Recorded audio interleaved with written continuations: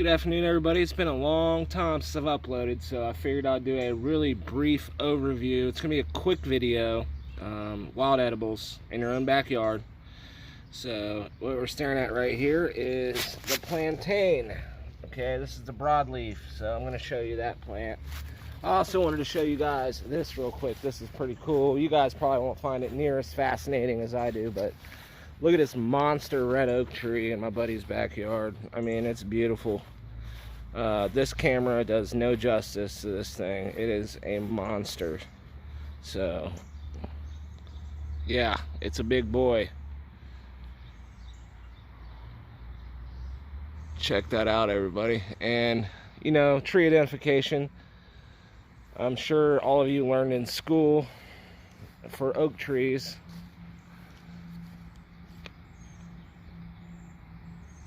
Let it zoom a little bit. Right there, see the tip? Red man arrows, white man bullets. So white oak is rounded, red man arrows is pointed edge for the oak. But that doesn't apply for all of them. Obviously, there's different species like the pin oak that will have that, you know, the point as well, with a larger lobe leaved down towards the base. So now, right here we have the plantain. Now, I am not too hip to this plant. I don't know a lot of the stuff. I'm going to give you some information in the description down below, more about this plant. I'm just going to name stuff that I know off the top of my head. I am not a practitioner or a doctor. I'm by no means a professional. I just study plants. I've been around them, you know, I've been doing this for years. I just find it fascinating. So unless you're 100% positive of a plant, just don't go picking plants in your backyard.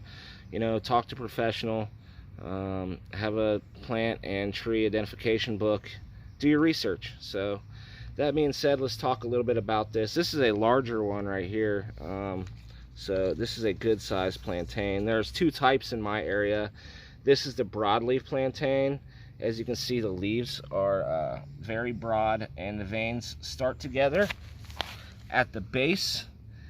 They go out and meet at the top of the plant, and it's pretty well rounded. So that's one of the ways to identify this plant. Yeah. Now,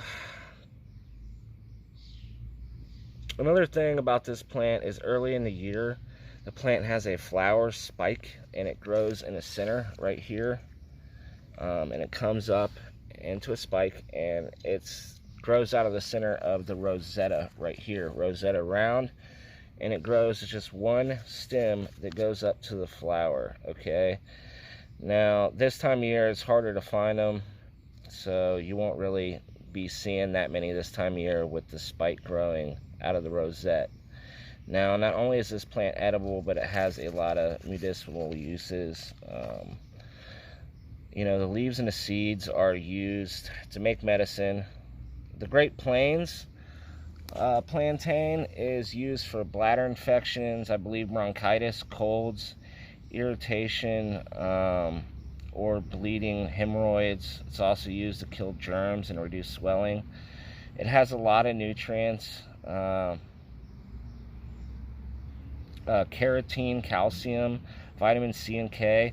Now, I think I'm pronouncing it right, I'm not sure, but the carotene, it boosts eyesight and fights cancer, and there's a bunch of other things that come with it.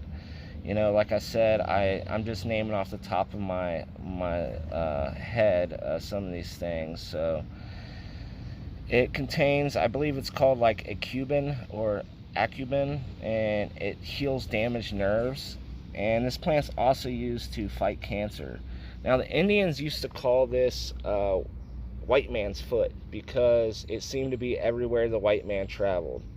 So yeah, the best time to eat the leaves are when they're young, and that's mainly from the growth coming from the center, the rosetta. So you want to pick these leaves towards the center right here, you know, to eat. They're kind of bitter. You can put them in salads and stuff like that, and a lot of people make tea out of the leaves as well. Now, the spike is harvested commercially, and it's used as a substitute of psyllium, and it has a lot of vitamin B1 in it. So yeah, that's another thing about it. I'm going to go in the shade over here where you guys can probably see the plant better. This is just a larger specimen. There's one right there as well. So I'm going to go ahead and take you over here into the shade and try to show you back to where we were, walking through my buddy's back porch. So, all right, now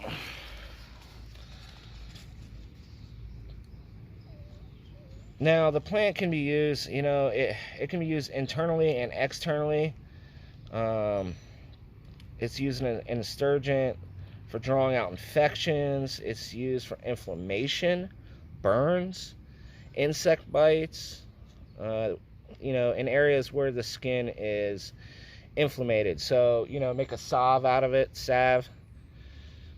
It's used for colds, flus, to ease discomfort. The entire plant is basically usable antiseptamine. So, you know, it's all around a great plant. A lot of people, like I said, it's made into teas, and it's great for fevers, and it's been used for blood poisoning and as well as gangrene. Now, this is just a brief overview, so there is tons of other benefits, you know, that I'm missing. So, you know, don't bash me up too bad on this video, but just trying to show you guys some of the benefits and the nutrients and stuff like that. Now, if you like these kind of videos, please subscribe, and I will post some videos in the description down below so you can learn how to process the plant and learn a little bit more about it. Until my next upload, guys, thanks for watching, and I will see you next time. Thanks, guys.